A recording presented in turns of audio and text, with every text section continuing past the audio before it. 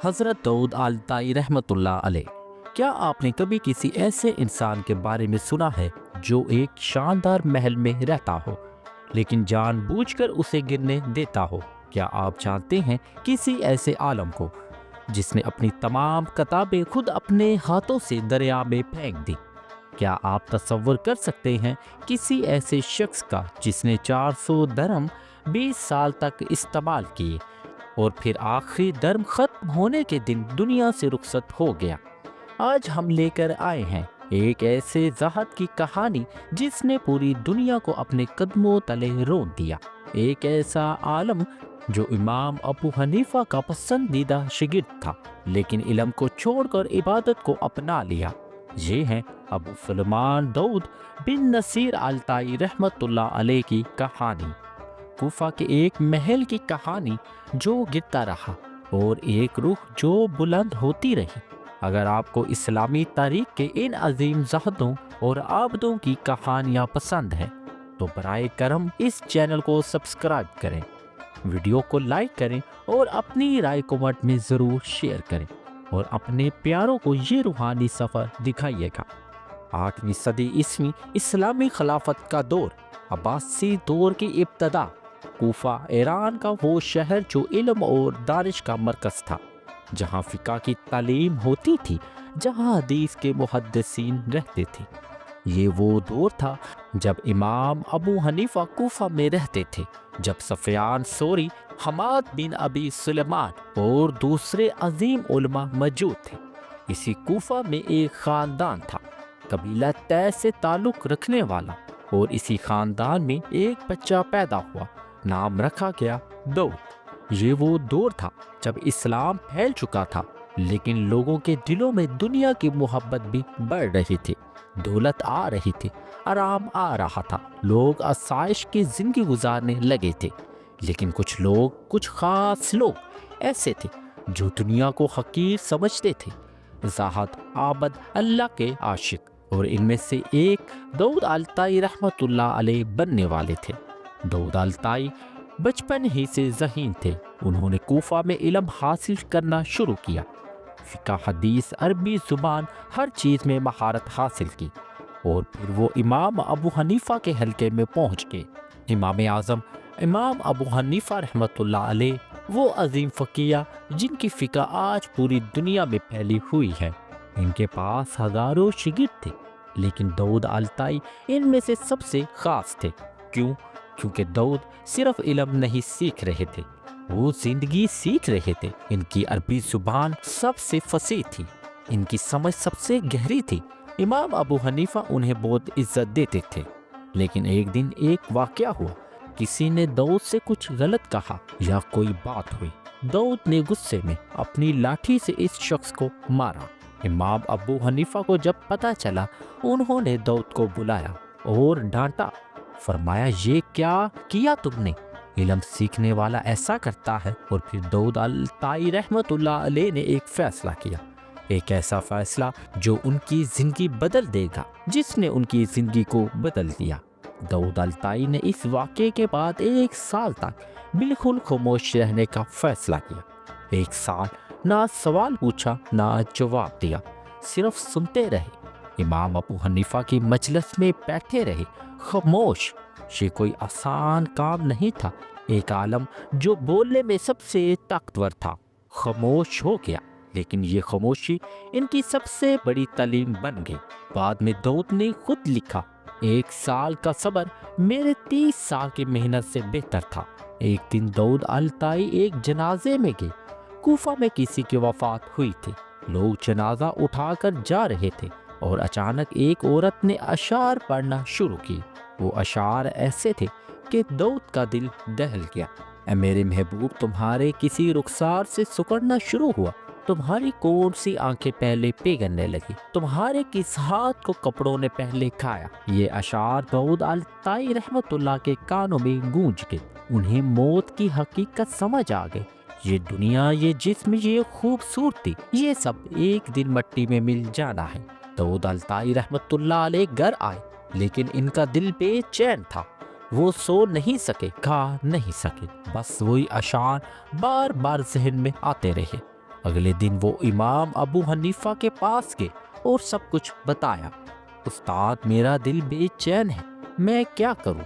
امام ابو حنیفہ نے پہلے کہا لوگوں سے دور ہو جاؤ، لیکن پھر رک کے سوچا اور پھر کہا نہیں یہ حل نہیں، تم میری مجلس میں آؤ، علماء کے پاس بیٹھو اور خاموش رہو۔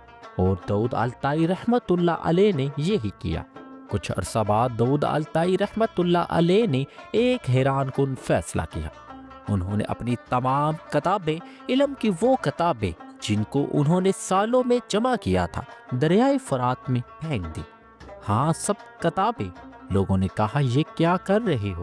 یہ قیمتی کتابیں ہیں۔ لیکن داؤد نے جواب دیا یہ دنیا کی چیزیں ہیں، یہ میرے اور اللہ کے درمیان حجاب ہے، میں صرف اللہ کو چاہتا ہوں، باقی سب کچھ میرے لیے بوجھ ہے۔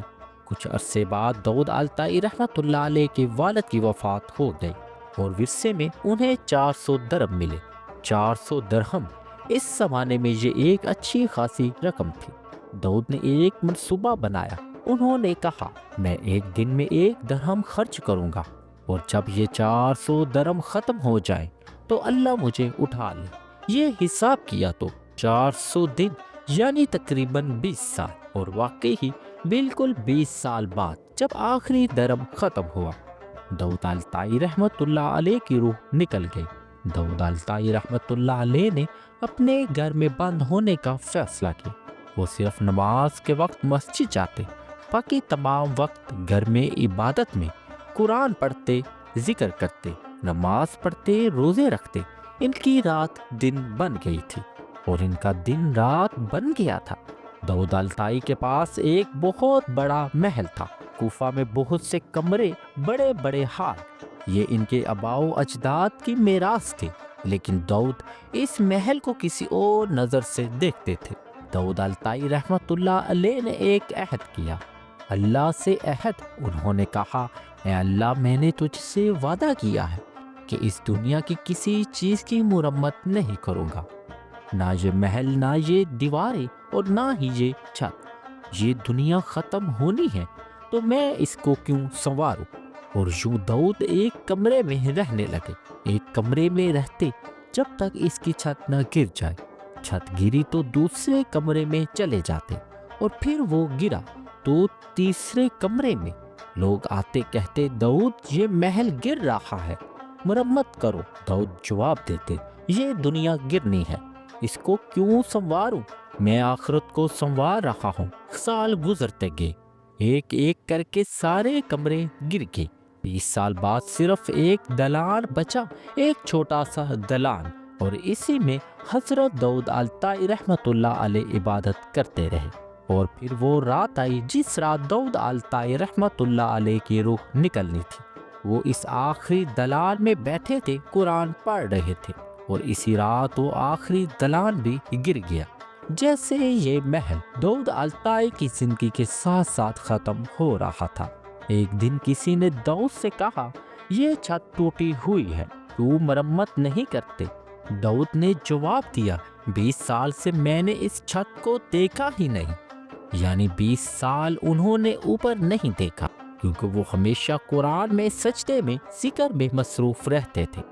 داؤد الطائی رحمت اللہ علیہ رات بھر قرآن پڑھتے تھے۔ ان کی آواز اتنی خوبصورت تھی کہ لوگ باہر سے سنتے اور کہتے یہ جنت کی آواز ہے، یہ فرشتوں کی تلاوت ہے۔ وہ رات بھر قرآن پڑھتے اور روتے رہتے، اللہ سے دعائیں مانگتے، اور صبح جب لوگ نماز کے لیے آتے تو داؤد رحمت اللہ علیہ کا چہرہ نور سے چمک رہا ہوتا۔ کھانے میں داؤد الطائی رحمت اللہ تعالیٰ بہت سادہ تھے۔ ایک روٹی لیتے، پانی میں ڈبو دیتے اور کھا لیتے۔ کسی نے پوچھا یہ کیا طریقہ ہے؟ حضرت داؤد نے کہا اگر میں نے روٹی چبانے میں وقت لگایا تو اس عرصے میں 50 آیت پڑھ سکتا ہوں، میرے پاس وقت ضائع کرنے کے لیے نہیں ہے۔ لوگ داؤد الطائی رحمت اللہ علیہ سے کہتے تھے شادی کیوں نہیں کرتے، یہ سنت ہے، رسول اکرم صلی اللہ علیہ وآلہ وسلم نے شادی کی۔ حضرت داؤد جواب دیتے میں کسی مومن عورت کو دھوکہ نہیں دینا چاہتا، اگر میں نے شادی کر لی تو اس کی ذمہ داری بن جائے گی، اسے کھانا چاہیے، کپڑے چاہیے، اور گھر چاہیے، میں تو صرف آخرت کی تیاری میں ہوں، میں دین اور دنیا دونوں نہیں سنبھال سکتا، اسی لیے میں نے دین کو چن لیا۔ ایک دن خلیفہ ہارون الرشید کوفہ آئے، اس کے ساتھ امام یوسف تھے، امام ابو حنیفہ کے شاگرد۔ امام ابو یوسف نے کہا، خلیفہ ایک بزرگ ہیں یہاں، داؤد الطائی، ان سے ملنا چاہیے۔ ہارون الرشید راضی ہو گئے اور یوں خلیفہ وقت داؤد الطائی کے ٹوٹے پھوٹے گھر میں پہنچے۔ جب ہارون رشید اندر آئے تو داؤد الطائی رحمت اللہ علیہ عبادت میں مصروف تھے، انہوں نے خلیفہ کی طرف دیکھا بھی نہیں۔ ہارون بیٹھ گئے اور پھر داؤد نے نصیحت شروع کی، اے خلیفہ، تم کل قیامت کے دن اللہ کے سامنے کھڑے ہوگے اور اللہ تم سے ہر اس شخص کے بارے میں پوچھے گا جس پر تم حکمران تھے۔ کیا تم نے انصاف کیا؟ کیا تم نے ظلم سے بچایا؟ کیا تم نے غریبوں کی مدد کی؟ یہ سن کر ہارون رشید رونے لگے، بلک بلک کے رونے لگے، کیونکہ داؤد کی باتیں سیدھے دل میں اترتی تھیں۔ جانے سے پہلے ہارون رشید نے اپنی جیب سے ایک سونے کا سکہ نکالا اور حضرت داؤد کو دینے لگے، کہا یہ میری طرف سے تحفہ ہے۔ لیکن حضرت داؤد نے ہاتھ روک لیا، کہا مجھے اس کی ضرورت نہیں، میں نے اپنا گھر بیچ دیا تھا، اس کی رقم سے میرا گزارا ہو رہا ہے اور میں نے اللہ سے دعا مانگی ہے کہ جب یہ رقم ختم ہو جائے تو اللہ مجھے اٹھا لے۔ ہارون رشید حیران رہ گئے، یہ کیسا انسان ہے جو خلیفہ وقت کا تحفہ بھی قبول نہیں کرتا۔ جب وہ واپس جا رہے تھے تو امام ابو یوسف نے پوچھا، داؤد تمہارے پاس کتنی رقم بچی ہے؟ داؤد نے کہا 2 درہم۔ امام ابو یوسف نے ذہن میں حساب لگایا، ایک دن میں 1 درہم، 2 درہم بچے ہیں، یعنی 2 دن۔ انہوں نے خود سے کہا آج یا کل داؤد فوت ہو جائے گا، اور واقعی 2 دن بعد داؤد الطائی رحمت اللہ تعالیٰ کی روح نکل گئی۔ ایک دن کسی نے داؤد الطائی رحمت اللہ علیہ کو دیکھا، وہ سجدے میں تھے اور ایک چونٹی ان کے چہرے پر چڑھ رہی تھی، ماتھے سے ناک تک اور پھر منہ تک، لیکن حضرت داؤد کو احساس ہی نہیں ہوا۔ وہ اتنی گہری عبادت میں تھے کہ چونٹی کو محسوس ہی نہیں کیا۔ یہ تھی ان کی یکسوئی۔ سفیان ثوری، ایک اور عظیم ذات اور محدث، وہ داؤد الطائی رحمت اللہ علیہ سے ملنے آئے۔ جب وہ اندر آئے تو داؤد عبادت میں مصروف تھے۔ سفیان ثوری بیٹھے رہے، لیکن داؤد نے ان کی طرف دیکھا بھی نہیں، نہ سلام کیا نہ بات کی۔ سفیان ثوری اٹھے اور چلے گئے۔ باہر آ کر کہا، میں نے داؤد جیسا ذات کبھی نہیں دیکھا جو دنیا کو اتنا حقیر سمجھے کہ میری طرف دیکھنا بھی ضروری نہ سمجھے۔ فضیل بن عیاض، ایک اور عظیم بزرگ، انہیں دوست سے 2 بار ملنے کا موقع ملا۔ وہ اپنی پوری زندگی اس پر فخر کرتے رہے، کہتے تھے کہ میں نے دوست سے 2 بار ملاقات کی، یہ میری سب سے بڑی دولت ہے۔ داؤد الطائی رحمت اللہ علیہ کے بہت سے شاگرد تھے، لیکن ان میں سے ایک بہت خاص تھا، معروف خرقی رحمت اللہ علیہ، جو بعد میں خود ایک عظیم صوفی بن گئے۔ معروف خرقی کہتے ہیں، میں نے کبھی کسی کو نہیں دیکھا جو دنیا کو اتنا حقیر سمجھے جتنا داؤد نے سمجھا۔ وہ واقعی ہی دنیا سے بے نیاز تھے، ان کے لیے صرف اللہ تھا، باقی کچھ نہیں۔ داؤد الطائی رحمت اللہ علیہ کہتے تھے، ذات وہ نہیں جو چیز کو دیکھے اور چھوڑ دے، ذات وہ ہے جو پہلے سوچے پھر چھوڑے، جو سمجھے کہ یہ دنیا کیا ہے اور پھر اسے ترک کرے۔ داؤد کہتے تھے، اگر تم سلامتی چاہتے ہو تو دنیا سے بچو، اگر تم عزت چاہتے ہو تو آخرت کے لیے قربانی دینے کو تیار رہو۔